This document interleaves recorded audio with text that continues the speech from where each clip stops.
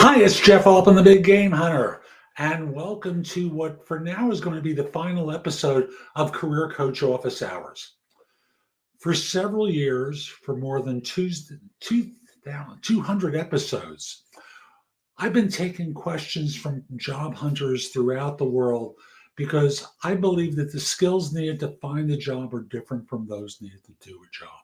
And what I know from my experience in recruiting is that most of you are amateurs. You don't do much that's right. You do some things, but most of you are amateurish in what you do. So what I have been doing now since before COVID and a couple of years before COVID actually is answering questions from job hunters. And if you've got a question for me, I want to encourage you, put it into chat so I can answer it live. I'll continue to field questions from people on LinkedIn. So if you message me on LinkedIn with a question, I'll turn it into a video. I'm not going to respond instantly, but when it comes out, it's going to come out and I'll answer your question. But in the meantime, today is the final episode, and it's been a pleasure to be of service to all of you. I'll just simply also say, connect with me on LinkedIn at linkedin.com/IN/thebiggamehunter. I'll get that into chat in just a moment because I'm running a little bit behind on things. And I'm going to clear up the backlog of questions I've had for the last week or two. See, there's the LinkedIn profile URL. So I'm going to clear up the backlog of questions today in my final episode so that this way, any of you who've sent me questions up until this point will have them answered today.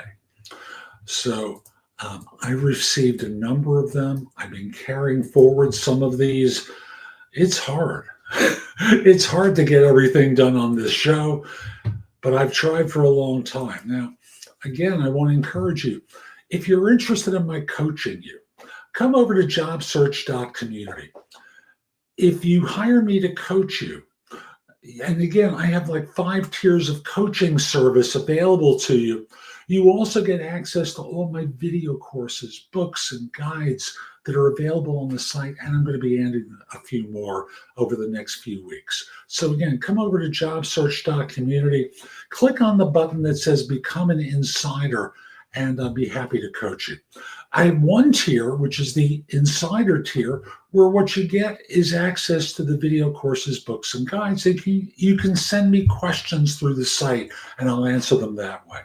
But in terms of one-to-one work with you, 5 tiers from Insider Plus all the way through Insider Premium, where I work with you personally. So again, I've received a lot of questions from people. Let's get going. And the first one is, are job interviews done by phone usually easier and harder? The answer to the question is yes. They are both easier and harder. They are easier in that they can't see that you have your resume out. They can't see that you have any notes out. And they can't see how good looking you are and what a great outfit you have on. And that makes it harder. All they have is your voice to go by. All they have is that to influence you, and that also influence them. And that's what makes it harder.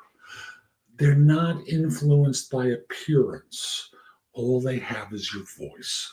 So if you know how to use your voice, frankly, phone interviews are easy. But if you don't know how to use your voice, if you don't know how to draw people in a conversation, it becomes harder. Because we all tend to rely upon our appearance and our manner and what we wear and how we influence others and create an impression. So the answer to the question is both easier and harder. Okay, let's go to another question I received from someone. Can an employer track if you have used the same resume and cover letter for multiple job applications only on their website? And the reality is, why would you do that? After all, the positions aren't the same. So your resume shouldn't be the same. You should be tailoring your resume and customizing it for the individual position you're submitting it for. And there's no excuse not to. You can use AI to help you. So you can go to ChatGPT, for example, or Genesis or Claude or Perplexity or whichever site you prefer. And you can say to it, I want to submit my resume for this position. And you give it I want to submit my resume for a job. That's the way to do it. This is my resume. You upload a resume without your contact information or name on top of it. I want to submit my resume for this position with this firm, and you give it the company name, and you upload the job description and the company name, and you give it the website address as well. I'd like you to customize my resume in order to demonstrate that I'm a strong fit for this role. Make the changes, and it will give you a response back that will either, depending upon the platform, rewrite your resume for you for the job or tell you the things that you'll need to emphasize in order to make it a stronger fit for the role. You can do the same thing with a cover letter and basically ask it to write a cover letter for you. 4 paragraphs, no longer. 250 words, no longer. And from there, you can edit both to make it even tighter and to put it into your voice. So the long and the short of it is they can only track it if you are sending it to their website. And you should be tracking your resume submissions consistently so that you're not running into this problem. But on the corporate applicant tracking systems, usually they can't do that. Okay. Now we have more questions. What is the significance of an interviewer saying they're still interviewing other candidates and we'll get back to you soon? Basically means they're not ready to indicate they want to get married to you. You know, they're still dating other people and they're giving you the courtesy of letting you know that. We'll get back to you. And thus the response to that should be something along the lines of, I understand you're not ready to make a commitment to me at this point. If I haven't heard from you by when, should I follow up? Oh, we'll be in touch. So what you're basically saying, I shouldn't hold my breath that you'll be back in touch with me being chosen. I'm not saying that at all. So tell me, when are you finishing this round of interviews? And notice how calm I am with this. So when are you finishing this round of interviews? Because I don't want to chase you, and I don't want to sit back passively as though I'm not interested in the role. I am interested in the role. When do you finish this round of interviews? And that'll normally prompt them into telling you the truth. Okay? And I'll translate it into a different slang. Don't call us, we'll call you is what they're saying.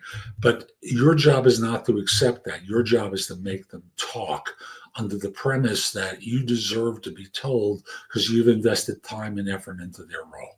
Okay. What are the key indicators of a strong resume versus a weak one? That's easy. A strong resume gets you interviews. A weak resume doesn't. How more simple can it be? You know, you send out 20 resumes, you get 0 interviews. Weak resume. You send out 20 resumes and you get 2 interviews, 10% hit rate. Not good enough. It also tells me that you're thinking in terms of submitting generic resumes, which is definitely not good enough. Again, tailor your resume for individual roles so that in this way, you're making your fit more obvious to them that you're qualified to do this job, right? We've got more. Is it rude to ask for an update on a job application?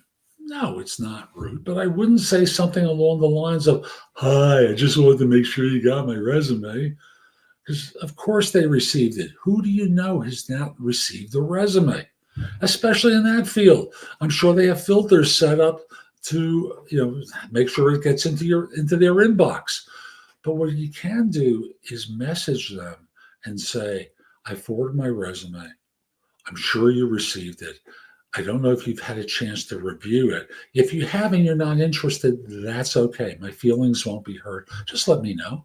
And if you have and you are interested, when might I expect to hear from you? That's a pretty simple way of addressing it. Wouldn't you agree? And again, come over to JobSearch.Community, have me coach you. Not a lot of coaches have developed the video courses, books, and guides that I have. Ask them, what kind of video courses do you have that'll support my coaching? You're coaching me. And most of them will stammer and make excuses. But what I'm trying to do is to make sure you can learn asymmetrically. You can learn at 3 o'clock in the morning when I'm asleep in bed, or just in the process of waking up, depending upon whether it's a bad night or not. But I want to make sure I can help you. And thus, I have video courses, books that I sell individually on Amazon, guides. There's a lot of great content available to help you. So, again, as I mentioned at the top of the show, hire me to coach you, become an insider. Only one tier only gets the courses, and that's the insider tier. All of them have me coaching you and having access to the content so that in this way you can learn at your convenience and ask me a better class of question going forward rather than just basic stuff. Okay. Is it necessary for your LinkedIn profile to be different from your resume and cover letter, or can you simply copy and paste the same information into each document? You can.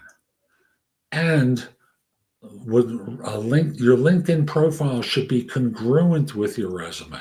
Your resume is not going to have the 5 skills that you're going to need per employer and for the about section. Your resume is not going to have the headline page there, a headline section underneath your name. That's what those 200 and some odd characters of description of your background are. It's called the headline. And those are the lines that appear underneath your name. Those are the first things that people see.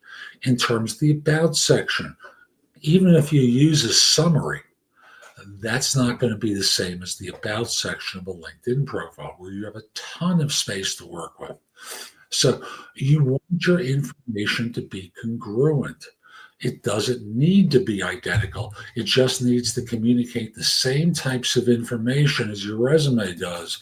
So then this way, people believe that you have that experience and that you're not trying to BS them. That's really it. More questions. How should one respond to an interviewer?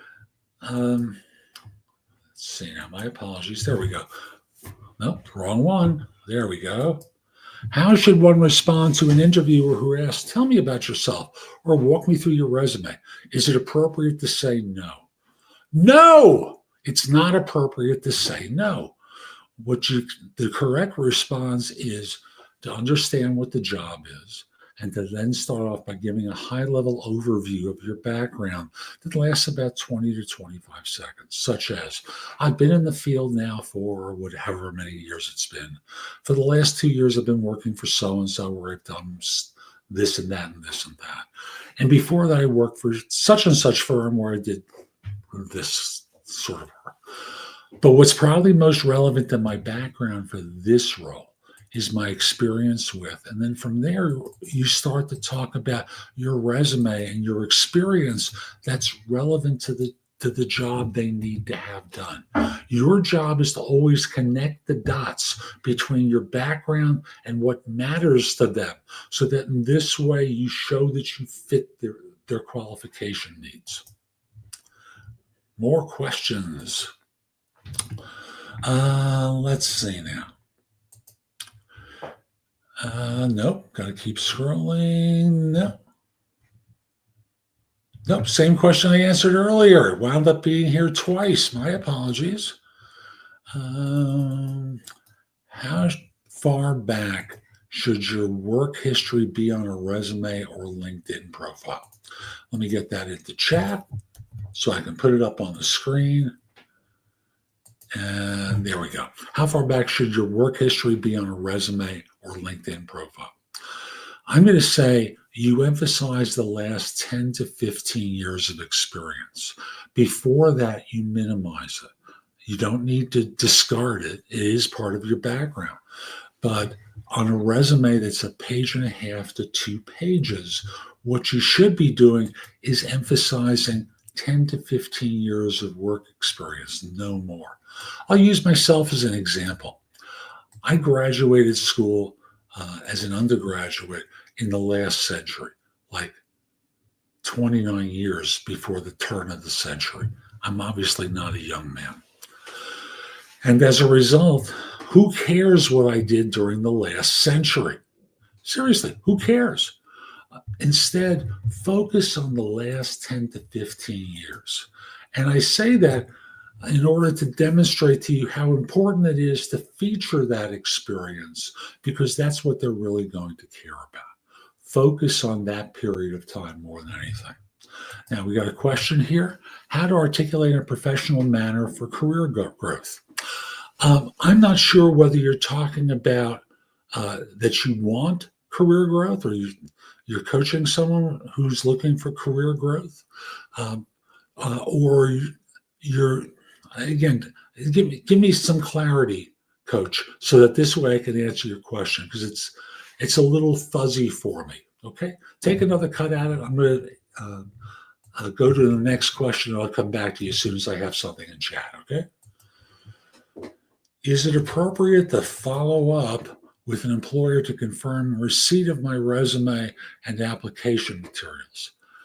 No, not that. But because they received it. They received it. That's the reality to it. So, what you want to be doing is saying to them, I'm sure you've received my resume. Question for you, have you had a chance to look at it? That's the honest question. Have you had a chance to look at it? If not, when do you think you might? And you can continue on by saying, and if you're not going to talk with me, that's okay. My feelings won't be hurt. Just let me know about that as well. I promise not to hurt you. And be very calm about it, so that in this way they have a sense that you're being respectful, you're following up on the resume.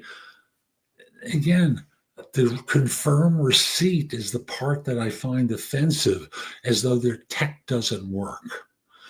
It does work. These are firms that all use it's not exactly as though a firm doesn't have technology that delivers email to them. So they have it. The question is, are they interested in you? And that's why I'm changing the language.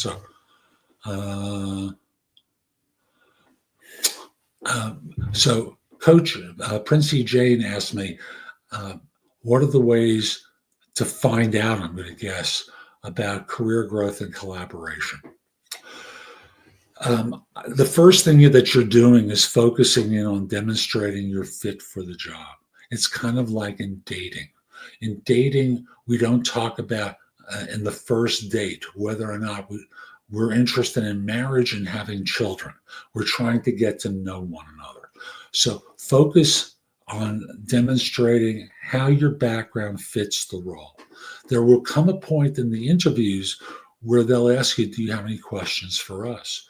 One of the questions is, I'm sure you know I'm not interested in staying in this role for the next 30 years of my life.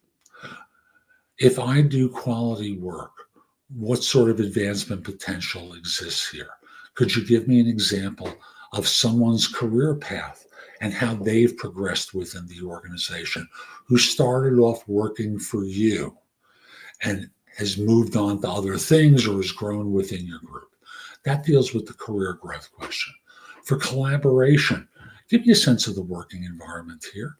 Now, the truth is, I wouldn't take anything that a hiring manager says at face value. I'd want to meet with the team and talk with them about what career growth is like and how collaborative the environment is before I would ever accept something from the hiring manager. The hiring manager is trying to fill a job. That's all they care about. And I hate to be this blunt, but I will be. What they care about is, can you solve their problem? They don't care about you and what you want. They may say to the contrary, but it's the rare employer that really does. So The long and the short of it is you have to ask questions of people in order to find out what this firm can do to help you. And thus, in the question of career growth, I've covered that. With collaboration, it may start off with, you've been here a lot longer than I would have been at the time I joined. Question for you. I'm used to working in a collaborative environment and not a dog-eat-dog environment. What's it like here? No one will ever tell you it's a dog-eat-dog environment. They may start to hedge their answer about collaboration. And thus, through that indirect answer, they're telling you they're not a particularly collaborative environment. And that's how you deal with it. You talk to the staff, not the hiring manager. The hiring manager will embellish the truth. Lie. They will exaggerate because they're trying to fill a job. They don't give a shit about you. So you have to get it from a secondary source. And they may not even say the truth, but you're going to have to read between the lines in their body language and in their manner in order to find out what the truth is. Okay? Good luck with your client or with you in that regard. More questions. I have a few more here. So it looks like we'll be done certainly before the half hour I normally do. Okay. What are some ways to determine if an employer is a good place to work for before applying and potentially getting rejected? Well, I will say if you go to sites like Glassdoor, you're going to get the two extremes in the response. Wow, what a great place to work. This place is awful. God, stay clear. But between the two poles, there's a more textured answer.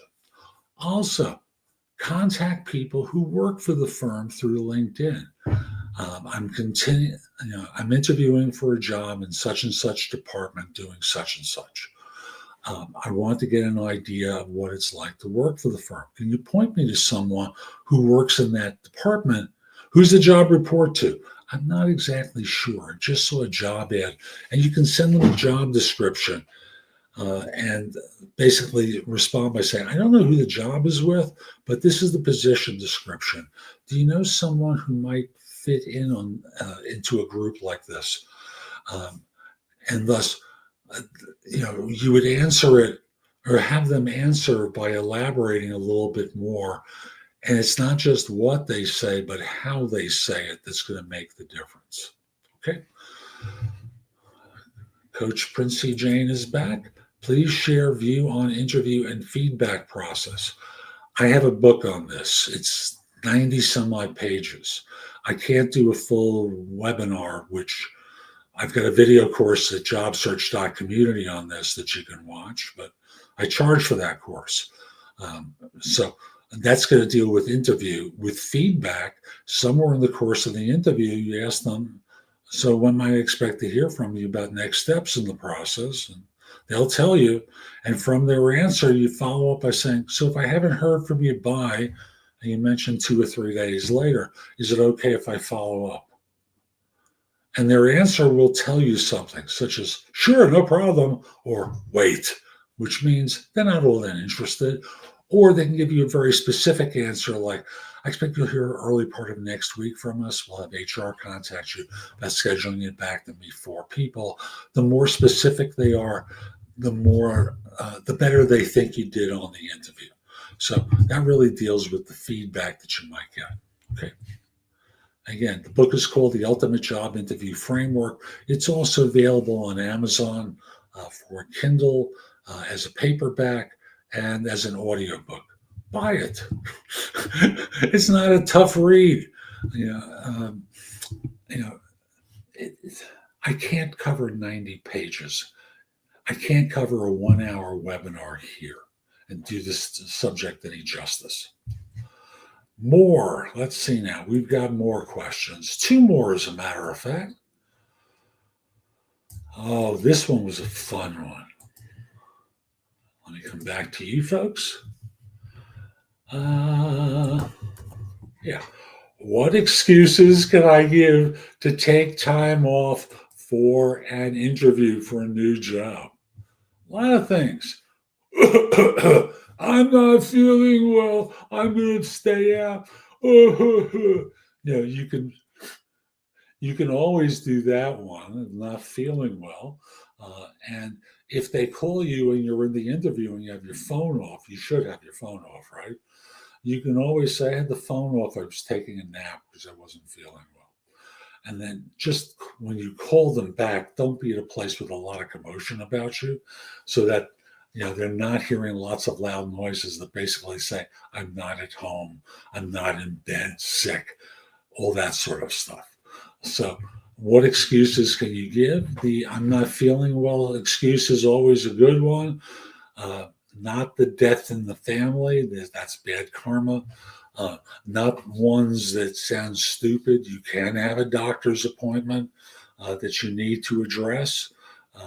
You can always say, I noticed something over here inside my mouth that was a little problematic. So I need to make I have a doctor's appointment to have it looked at. No one's asked to open your mouth. Or it could be, my wife, husband, partner's in town. We're going to have lunch today. Or, oh, I overslept. Oh, I need to leave early. My wife, husband, partner got tickets for such and such, and we're going to go out tonight. There are lots of different things that you can do that are not particularly creative that will give you the opportunity to take time off for your interview. Let me one last question. I've gone through a lot so far. Bear with me, please.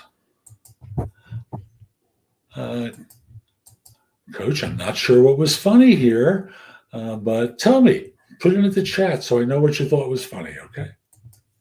Let's see now. And this is my last question for the show, okay? There we go. Do employers ask weird personal questions during interviews for a specific reason, or is just for fun? I'm not sure what a weird personal question is. Now, if you're talking about brain teasers, that's different. Brain teasers do serve a purpose. I'm not going to go into details about it. I've done that in other places. I'll just simply say brain teasers are designed to see how you think. Personal questions, weird personal questions is where I'm hung up on here.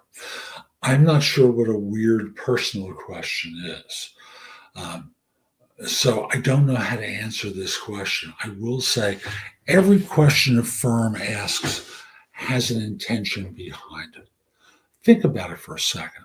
Why would someone ask that question? What are they trying to find out about you in order to determine if you'd be a great fit for the role? That's the magic behind it. And once you understand that, that's the point that they're trying to ask in every interview.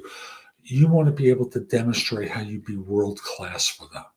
World-class, not half-assed.